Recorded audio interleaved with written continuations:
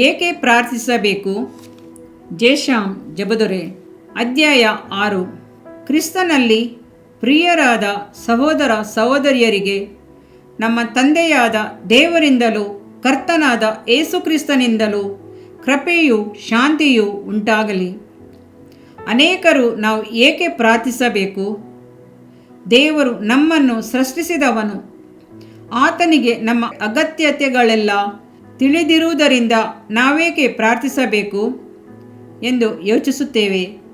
ಇದೇ ಪ್ರಶ್ನೆ ಆ ಕಾಲದಲ್ಲಿಯೂ ಕೇಳಲ್ಪಟ್ಟಿತು.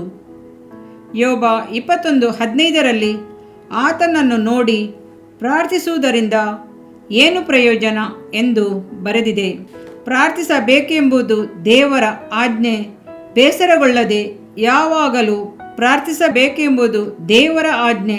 ಬೇಸರಗೊಳ್ಳದೆ ಯಾವಾಗಲೂ ಪ್ರಾರ್ಥಿಸಬೇಕೆಂದು ಯೇಸು ಹೇಳಿದ್ದಾನೆ. ಲೂಕ 18:1. ಎಡೆಬಿಡದೆ ಪ್ರಾರ್ಥಿಸಿರಿ. 1 ಥೆಸಲೋನಿಕ 5:17. ನೀವು ಯಾವ ಸಂಬಂಧವಾಗಿಯೂ ಚಿಂತೆ ಮಾಡದೆ ಎಲ್ಲ ವಿಷಯಗಳಿಗಾಗಿಯೂ ವಿಜ್ಞಾಪನೆ ಮಾಡುತ್ತಾ ನಿಮಗೆ ಬೇಕಾದುದನ್ನು ತಿಳಿಯಪಡಿಸಿರಿ. ಫಿಲಿಪ್ಪಿ 4:6. ಎಲ್ಲ ಮನುಷ್ಯರಿಗೋಸ್ಕರವೂ ಪ್ರಾರ್ಥಿಸಿರಿ ಎಂದು ಸತ್ಯವೇದವು ತಿಳಿಸುತ್ತದೆ. 1 ತಿಮೋತಿ 2:1. ಎಫೆಸ 6:18-19. ಶೋಧನೆಗೆ ಒಳಗಾಗದಂತೆ ಎಚ್ಚರವಾಗಿದ್ದು ಪ್ರಾರ್ಥಿಸಿರಿ ಎಂದು ಯೇಸು ಹೇಳುತ್ತಾನೆ. ಮತ್ತಾಯ 26:41. ಭಕ್ತನಾದ ಪೌಲನು ತನಗೋಸ್ಕರವೂ ಪ್ರಾರ್ಥಿಸಬೇಕೆಂದು ವಿಶ್ವಾಸಿಗಳನ್ನು ಕೇಳಿಕೊಳ್ಳುತ್ತಾನೆ. ಆದುದರಿಂದ ಪ್ರಾರ್ಥಿಸಬೇಕೆಂದು ದೇವರ ಆಜ್ಞೆ. ಅಷ್ಟು ಮಾತ್ರವಲ್ಲ, ಪ್ರಾರ್ಥಿಸುವುದು ಕ್ರೈಸ್ತರ ಜವಾಬ್ದಾರಿಯೂ ಆಗಿದೆ. ಪ್ರಾರ್ಥಿಸದೆ ಇರುವುದು ಪಾಪ. ನಾನು ನಿಮಗೋಸ್ಕರ ಪ್ರಾರ್ಥಿಸದೆ ದೇವರಿಗೆ ವಿರೋಧವಾಗಿ ಪಾಪ ಮಾಡಿದ್ದೇನೆ ಎಂದು ಪ್ರವಾದಿಯಾದ ಸಾಮುವೇಲನು ಹೇಳುತ್ತಾನೆ. 1 ಸಾಮುವೇಲ 12:23.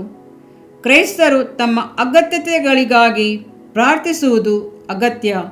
ಯಾಕೋಬ 4:2 ನೀವು ದೇವರನ್ನು ಬೇಡಿಕೊಳ್ಳದ ಕಾರಣ ನಿಮಗೇನು ದೊರೆಯಲಿಲ್ಲ ಎಂದು ಬರೆದಿದೆ. ನಮ್ಮ ಅನುದಿನದ ಆಹಾರವನ್ನು ನನಗೆ ದಯಪಾಲಿಸು. ಮತ್ತಾಯ 6:11. ನಮ್ಮ ಅಗತ್ಯತೆಗಳಿಗಾಗಿ ದೇವರನ್ನು ಬೇಡಿಕೊಳ್ಳುವುದು ಅತಿ ಅವಶ್ಯ. ಸಂಪೂರ್ಣವಾದ ಸಂತೋಷವನ್ನು ಹೊಂದಿಕೊಳ್ಳಲು ಪ್ರಾರ್ಥನೆಯು ಅತಿ ಅವಶ್ಯವಾಗಿದೆ. ಇದುವರೆಗೂ ನನ್ನ ಹೆಸರಿನಲ್ಲಿ ಏನನ್ನು ಬೇಡಿಕೊಂಡಿಲ್ಲ, ಬೇಡಿಕೊಳ್ಳಿರಿ, ದೊರೆಯುವುದು. ಆಗ ನಿಮ್ಮ ಆನಂದವು ಪರಿಪೂರ್ಣವಾಗುವುದು. ಯೆಹೋವನ 16:24. ಪ್ರಾರ್ಥನೆಯ ಮೂಲಕವಾಗಿ ಚಿಂತೆಗಳಿಂದಲೂ ಆಪತ್ತುಗಳಿಂದಲೂ ಬಿಡುಗಡೆ ಸಿಗುತ್ತದೆ. ಫಿಲಿಪ್ಪಿ 4:6-7. ಕೀರ್ತನೆ 55:22. ದೇವರಿಲ್ಲ ಎಂಬ ವಾದಕ್ಕೆ ವಿರೋಧವಾಗಿ ಮಾತನಾಡುವ ಜನರಿಗೆ ಉತ್ತರವಾಗಿ ಸಿಗುವುದೇ ಪ್ರಾರ್ಥನೆಗೆ ಉತ್ತರ. ಕಾರ್ಮೆಲ್ ಪರ್ವತದಲ್ಲಿ ಯೆಹೋವನೇ ನಿಜವಾದ ದೇವರೆಂದು, ಬಾಳನ ದೇವರು ದೇವರಿಲ್ಲವೆಂದು ಏಲಿಯನು ಪ್ರಾರ್ಥನೆಯ ಮೂಲಕ ನಿರೂಪಿಸಿದನು. 1 ಅರಸು 18:36. ಏಲಿಯನು ಪ್ರಾರ್ಥಿಸಿದ ಪ್ರಾರ್ಥನೆಯನ್ನು ನೀವು ನೋಡುವಿರಾದರೆ, ದೇವರೇ ನೀನೇ ನಿಜವಾದ ದೇವರೆಂದು ನಾನು ನಿನ್ನ ದಾಸನೆಂದು ನಿರೂಪಿಸು ಎಂಬುದಾಗಿ ಬರೆಯಲ್ಪಟ್ಟಿದೆ. ಕೊಡಲ್ಪಟ್ಟ ಉತ್ತರವು ಸಹ ಹಾಗೆಯೇ ಇದೆ. ಯೆಹೋವನೇ ದೇವರು, ಯೆಹೋವನೇ ದೇವರು ಎಂದರು. 1 ಅರಸು 18:39. ಕ್ರಿಸ್ತನು ನಿಜವಾದ ದೇವರಾಗಿದ್ದರೆ, ಆತನು ಅದ್ಭುತಗಳನ್ನು ಮಾಡುವ ದೇವರಾಗಿದ್ದರೆ, ಪ್ರಾರ್ಥನೆಗೆ ಉತ್ತರ ಕೊಡುವ ದೇವರಾಗಿದ್ದರೆ, ನಿಜವಾಗಿ ದೇವರನ್ನು ಅಂದರೆ ಕ್ರಿಸ್ತನನ್ನು ನಂಬದೇ ಇರುವಂಥ ಜನರು ನಿಜವಾಗಿಯೂ ನಿಮ್ಮ ದೇವರು ಪ್ರಾರ್ಥನೆಯನ್ನು ಕೇಳುವವನೇ ಹೌದು ಎಂಬುದನ್ನು ನಿರೂಪಿಸಲು ಈ ಸತ್ಯ ಘಟನೆಯು ಆಧಾರವಾಗಿದೆ. ಗಿದ್ಯೋನನು ಗುರುತುಗಳನ್ನು ಕೇಳಿ ಪ್ರಾರ್ಥಿಸಿದನು. ಅವನ ಪ್ರಾರ್ಥನೆ ಕೇಳಲ್ಪಟ್ಟಿತು. ನ್ಯಾಯಸ್ಥಾಪಕ 6:12, 13:39. ಐಗುಪ್ತದ ಮಂತ್ರವಾದಿಗಳು ತಮ್ಮ ಮಂತ್ರಶಕ್ತಿಯಿಂದ ಏನನ್ನು ಮಾಡಲಾಗದೆ ಹೋದದನ್ನು ನೋಡಿದ ಜೋಯಿಷರು ಇದು ದೇವರ ಕೈಕೆಲಸವೇ ಸರಿ ಎಂದು ಒಪ್ಪಿಕೊಂಡರು. ವಿಮೋಚನಕಾಂಡ 8:19. ಪ್ರಾರ್ಥನೆಯ ಸಹಾಯದಿಂದ ರಹಸ್ಯಗಳನ್ನು ದಾನಿಯೇಲನು ನೆಬೂಕದ್ನೆಚ್ಚರನಿಗೆ ಪ್ರಕಟಿಸಿದನು. ಆಗ ನೆಬೂಕದ್ನೆಚ್ಚರನು ದೇವರನ್ನು ಮಹಿಮೆಪಡಿಸಿದನು. ದಾನಿಯೇಲ 2:47, 4 34-37.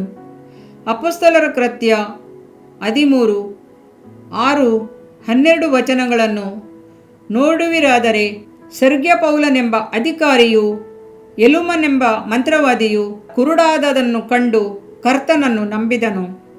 ಆದುದರಿಂದಲೇ ದೇವರನ್ನು ನಂಬದವರು ದೇವರನ್ನು ನಂಬುವ ಹಾಗೆ ದೇವರ ಭಕ್ತರ ಪ್ರಾರ್ಥನೆಗೆ ಉತ್ತರಿಸುತ್ತಾನೆ. ದೇವರ ಸೇವೆ ಮಾಡುವುದಕ್ಕೆ ಅತಿಯಾದ ಪ್ರಾರ್ಥನೆ ಅತಿ ಅವಶ್ಯಕ. ಭಕ್ತರಾದ ಮೂಡಿಯವರು ಹೀಗೆ ಹೇಳಿದ್ದಾರೆ: it is foolish and wicked to try to do God's works without God's power, but there is no way for Christians to have God's power except by prayer. ಉಜ್ಜೀವನ ಉಂಟಾಗುವುದಕ್ಕೂ ದೇವಬಲದಿಂದ ಸೇವೆ ಮಾಡುವುದಕ್ಕೂ ಪ್ರಾರ್ಥನೆಯು ಅತಿ ಅವಶ್ಯವಾಗಿದೆ. 2 ಪೂರ್ವಕಾಲ ವೃತ್ತಾಂತ 7:14. ಹಬಕ್ಕೂಕ 3:1. ಎಡೆಬಿಡದ ಪ್ರಾರ್ಥನೆ ಮಾತ್ರವೇ ಉಜ್ಜೀವನವನ್ನುಂಟು ಮಾಡಲು ಸಾಧ್ಯ.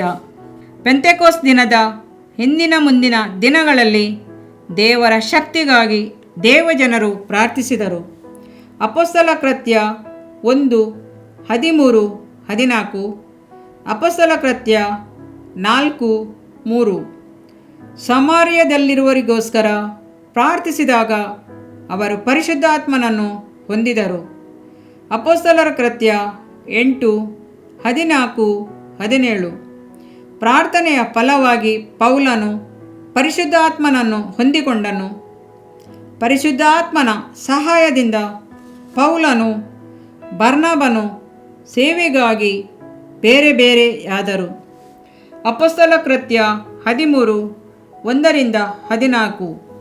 ಸೇವೆಯಲ್ಲಿ ತಮ್ಮನ್ನು ತೊಡಗಿಸಿ ಕೊಂಡಿರುವವರು ಪ್ರಾರ್ಥಿಸಿ ಪರಿಶುದ್ಧಾತ್ಮನ ಶಕ್ತಿಯನ್ನು ಹೊಂದಿಕೊಂಡು ಸೇವೆ ಮಾಡಬೇಕು. ರಕ್ಷಣೆ ಹೊಂದಲು ಸೇವೆ ಮಾಡಲು ಪ್ರಾರ್ಥನೆಯು ಅತಿ ಅವಶ್ಯ. ಕರ್ತನ ನಾಮವನ್ನು ಹೇಳಿಕೊಳ್ಳುವರೆಲ್ಲರೂ ರಕ್ಷಣೆ ಹೊಂದುವರು. ರೋಮಾಪುರ 10:13. ಸುಂಕದವನು, ದೇವರೇ, ಪಾಪಿಯಾದ ನನ್ನನ್ನು ಕರುಣಿಸು ಎಂದು ಪ್ರಾರ್ಥಿಸಿದನು. ಅವನು ನೀತಿವಂತನೆಂದು ನಿರ್ಣಯಿಸಲ್ಪಟ್ಟನು. ಲೂಕ 18:13. ಕೊನೆಯ ಗಳಿಗೆಯಲ್ಲಿ ಸಿಲುಬೆಯಲ್ಲಿದ್ದ ಕಳ್ಳನು ಪ್ರಾರ್ಥಿಸಿದನು. ರಕ್ಷಣೆಯ ಅನುಭವವನ್ನು ಹೊಂದಿದನು. ಈ ಕೆಳಗೆ ಕೊಟ್ಟಿರುವ ಕಾರಣಗಳಿಗಾಗಿ ನಾವು ಪ್ರಾರ್ಥಿಸಬೇಕು ಎಂಬುದನ್ನು ನಾವು ತಿಳಿದಿದ್ದೇವೆ. ಪ್ರಾರ್ಥಿಸಬೇಕೆನ್ನುವುದು ದೇವರ ಆಜ್ಞೆ. 2. ಪ್ರಾರ್ಥಿಸುವುದು ಒಬ್ಬ ಕ್ರೈಸ್ತನ ಕರ್ತವ್ಯ. ಪ್ರಾರ್ಥಿಸದೇ ಇರುವುದು ಪಾಪ. 3. ಅಗತ್ಯತೆಗಳನ್ನು ದೇವರಿಂದ ಹೊಂದಿಕೊಳ್ಳಲು ಪ್ರಾರ್ಥನೆಯು ಅತಿ ಅವಶ್ಯವಾಗಿದೆ. 4.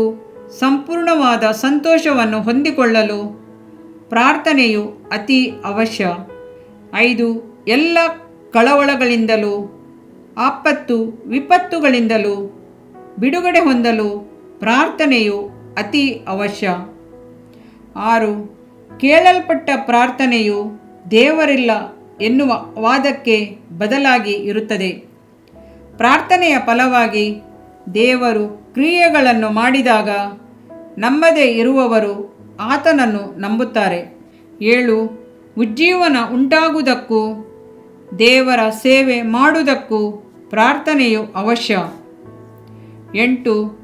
ರಕ್ಷಣೆ ಹೊಂದುವುದಕ್ಕೆ ಪ್ರಾರ್ಥನೆ ಅತಿ ಅವಶ್ಯ. ಆದುದರಿಂದಲೇ ನಾವು ಎಡೆಬಿಡದೆ ಎಚ್ಚರವಾಗಿದ್ದು ಪ್ರಾರ್ಥಿಸಬೇಕು. ಕರ್ತನು ಪ್ರಾರ್ಥನೆಯ ಆತ್ಮವನ್ನು ನಿಮ್ಮ ಮೇಲೆ ಸುರಿಸಿ ನಿಮ್ಮನ್ನು ಆಶೀರ್ವದಿಸಲಿ. ಇದರಿಂದ ನಿನ್ನ ದೇಹಕ್ಕೆ ಆರೋಗ್ಯವು, ಎಲುಬುಗಳಿಗೆ ಸಾರವು ಉಂಟಾಗುವವು. ಜ್ಞಾನೋಕ್ತಿಗಳು 3ನೇ ಅಧ್ಯಾಯ 8ನೇ ವಾಕ್ಯ. ಪ್ರಿಯ ವೀಕ್ಷಕರೇ ಮತ್ತು ಕರ್ತನಲ್ಲಿ ಸಹೋದರ ಸಹೋದರಿಯರೇ, ನೀವು ನಮ್ಮ ಈ ಕಾರ್ಯಕ್ರಮವನ್ನ ವೀಕ್ಷಿಸಿದ್ದಕ್ಕಾಗಿ ದೇವರ ನಾಮದಲ್ಲಿ ನಿಮಗೆ ವಂದನೆಗಳು. ದೇವರ ವಾಕ್ಯವು ನಮ್ಮ ಎಲುಬಿಗೆ ಬಲವೂ ಸಾರವೂ ಆಗಿದೆ ಎಂದು ಸತ್ಯವೇದವು ಹೇಳುವಂತೆ ಈ ಕಾರ್ಯಕ್ರಮವು ನಿಮಗೆ ಆಶೀರ್ವಾದಕರವಾಗಿದೆ ಎಂದು ನಂಬುತ್ತೇವೆ. ಪ್ರಿಯ ವೀಕ್ಷಕರೇ, ನಮ್ಮ ಈ ಸೇವೆಗಾಗಿ ಪ್ರಾರ್ಥಿಸಿರಿ ಮತ್ತು ಎಲ್ಲಾ ಕಾರ್ಯಕ್ರಮಗಳನ್ನ ಇತರರೊಂದಿಗೆ ಶೇರ್ ಮಾಡಿರಿ. ಅದೇ ರೀತಿಯಾಗಿ ನಮ್ಮ ಈ ಯೂಟ್ಯೂಬ್ ಚಾನೆಲ್ ಅನ್ನು ಸಬ್ಸ್ಕ್ರೈಬ್ ಮಾಡಿರಿ ಹಾಗೂ ಲೈಕ್ ಮಾಡಿ. ನಿಮ್ಮ ಅನಿಸಿಕೆಗಳನ್ನು ಕಮೆಂಟ್ ಬಾಕ್ಸ್ನಲ್ಲಿ ನಮಗೆ ತಿಳಿಯಪಡಿಸಿ. ನಮ್ಮ ಸಂಖ್ಯೆ 7022104605. ಈ ಸಂಖ್ಯೆಗೆ ಕರೆ ಮಾಡಿರಿ. ಒಬ್ಬ ಪಾಪಿಯ ಪ್ರಾರ್ಥನೆ. ಯೇಸುವನ್ನು ರಕ್ಷಕನಾಗಿ ಅಂಗೀಕರಿಸಲು ಮಾಡಬೇಕಾದ ಪ್ರಾರ್ಥನೆ. ಪ್ರಿಯ ಪರಲೋಕದ ತಂದೆಯೇ, ಯೇಸುವಿನ ಹೆಸರಿನಲ್ಲಿ ನಾನು ನಿನ್ನ ಬಳಿಗೆ ಬಂದಿದ್ದೇನೆ. ನನ್ನ ಬಳಿಗೆ ಬರುವವರನ್ನು ನಾನು ತಳ್ಳಿಬಿಡುವುದೇ ಇಲ್ಲ. ಯೋಹಾನ 6:37 ಎಂದು ನಿನ್ನ ವಾಕ್ಯ ಹೇಳುತ್ತದಲ್ಲ. ಆದ್ದರಿಂದ ನೀನು ನನ್ನನ್ನು ತಳ್ಳಿಬಿಡದೆ ನನ್ನನ್ನು ಸೇರಿಸಿಕೊಳ್ಳುವಿ ಎಂದು ನನಗೆ ಗೊತ್ತಿದೆ. ಆದ್ದರಿಂದ ನಾನು ನಿನಗೆ ಸ್ತೋತ್ರ ಮಾಡುತ್ತೇನೆ. ನೀನು ನಿನ್ನ ವಾಕ್ಯದಲ್ಲಿ ನೀನು ಯೇಸುವನ್ನೇ ಕರ್ತನೆಂದು ಬಾಯಿಂದ ಅರಿಕೆ ಮಾಡಿಕೊಂಡು ದೇವರು ಆತನನ್ನು ಸತ್ತವರೊಳಗಿಂದ ಎಬ್ಬಿಸಿದನೆಂದು ಹೃದಯದಿಂದ ನಂಬಿದರೆ ನಿನಗೆ ರಕ್ಷಣೆಯಾಗುವುದು ಎಂತಲೂ ಕರ್ತನ ನಾಮವನ್ನ ಹೇಳಿಕೊಳ್ಳುವವರೆಲ್ಲರಿಗೆ ರಕ್ಷಣೆಯಾಗುವುದೆಂತಲೂ ಬರೆದಿದೆ. ರೋಮ 10:9-13 ವಾಕ್ಯ. ಯೇಸು ಕ್ರಿಸ್ತನು ದೇವಕುಮಾರನೆಂದು ನನ್ನ ಹೃದಯದಲ್ಲಿ ನಂಬುತ್ತೇನೆ. ನನ್ನನ್ನು ನೀತಿವಂತನನ್ನಾಗಿ ಮಾಡುವುದಕ್ಕಾಗಿ ಆತನು ಸತ್ತವರೊಳಗಿಂದ ಎಬ್ಬಿಸಲ್ಪಟ್ಟನು ಎಂದು ನಂಬುತ್ತೇನೆ. ನಾನು ಆತನ ನಾಮವನ್ನ ಹೇಳಿಕೊಳ್ಳುತ್ತೇನೆ. ಯೇಸುವೇ, ನೀನೇ ಕರ್ತನು. ತಂದೆಯೇ, ನೀನು ನನ್ನನ್ನು ರಕ್ಷಿಸಿದಿ ಎಂದು ನಾನು ನಂಬುತ್ತೇನೆ. ನಿನ್ನ ವಾಕ್ಯವು ಹೇಳುತ್ತದೆ, ಮನುಷ್ಯನು ಹೃದಯದಿಂದ ನಂಬುವುದರ ಮೂಲಕ ನೀತಿಯು ದೊರಕುತ್ತದೆ, ಬಾಯಿಂದ ಅರಿಕೆ ಮಾಡುವುದರ ಮೂಲಕ ರಕ್ಷಣೆಯಾಗುತ್ತದೆ. ರೋಮ 10:10. ನಾನೀಗ ನನ್ನ ಹೃದಯದಲ್ಲಿ ನಂಬುತ್ತೇನೆ ಹಾಗೂ ಯೇಸುವೇ ನನ್ನ ಕರ್ತನೆಂದು ಅರಿಕೆ ಮಾಡುತ್ತೇನೆ. ಆದುದರಿಂದ ನಾನೀಗ ರಕ್ಷಣೆ ಹೊಂದಿದ್ದೇನೆ. ಅಪ್ಪಾ ತಂದೆಯೇ, ನಿನಗೆ ಸ್ತೋತ್ರ. ಲೂಕನು ಬರೆದ ಸುವಾರ್ತೆ 11ನೇ ಅಧ್ಯಾಯದಲ್ಲಿ ಬರೆದಿರುವಂತೆ, ನಿಮ್ಮಲ್ಲಿ ತಂದೆಯಾದವನು ಮೀನನ್ನು ಕೇಳುವ ಮಗನಿಗೆ ಮೀನು ಕೊಡದೆ ಹಾವನ್ನು ಕೊಡುವನೆ? ಅಥವಾ ತತ್ತಿಯನ್ನು ಕೇಳಿದರೆ ಚೇಳನ್ನು ಕೊಡುವನೆ? ಹಾಗಾದರೆ ಕೆಟ್ಟವರಾದ ನೀವು ನಿಮ್ಮ ಮಕ್ಕಳಿಗೆ ಒಳ್ಳೆ ಪದಾರ್ಥಗಳನ್ನ ಕೊಡಬಲ್ಲವರಾದರೆ ಪರಲೋಕದಲ್ಲಿರುವ ನಿಮ್ಮ ತಂದೆಯು ತನ್ನನ್ನು ಬೇಡಿಕೊಳ್ಳುವವರಿಗೆ ಎಷ್ಟೋ ಹೆಚ್ಚಾಗಿ ಪವಿತ್ರಾತ್ಮ ವರವನ್ನ ಕೊಡುವವನಲ್ಲವೇ ಅಂದನು. ತಂದೆಯೇ, ನೀನು ಕೇಳಿಕೊಳ್ಳುವವರಿಗೆ ಪವಿತ್ರಾತ್ಮನ ವರವನ್ನು ಹೇರಳವಾಗಿ ಕೊಡುವಾತನಾಗಿದ್ದಿ. ಆದ್ದರಿಂದ ನನ್ನ ಮೇಲೆಯೂ ನಿನ್ನ ಆತ್ಮನನ್ನು ಸುರಿಸಬೇಕಾಗಿ ಬೇಡಿಕೊಳ್ಳುತ್ತೇನೆ. ಕೀರ್ತನೆ 81:10 ಬರೆದಿದೆ, ಅಗಲವಾಗಿ ಬಾಯಿದೆರೆಯಿರಿ, ಅದನ್ನು ತುಂಬಿಸುವೆನು. ಕರ್ತನೇ, ನನ್ನನ್ನು ಪವಿತ್ರಾತ್ಮನಿಂದ ತುಂಬಿದಂತ ನೀನು ನನ್ನನ್ನು ಅನ್ಯ ಭಾಷೆಯ ವರದಿಂದಲೂ ತುಂಬುವವನಾಗಿದ್ದಿ ಎಂದು ನಂಬುತ್ತೇನೆ.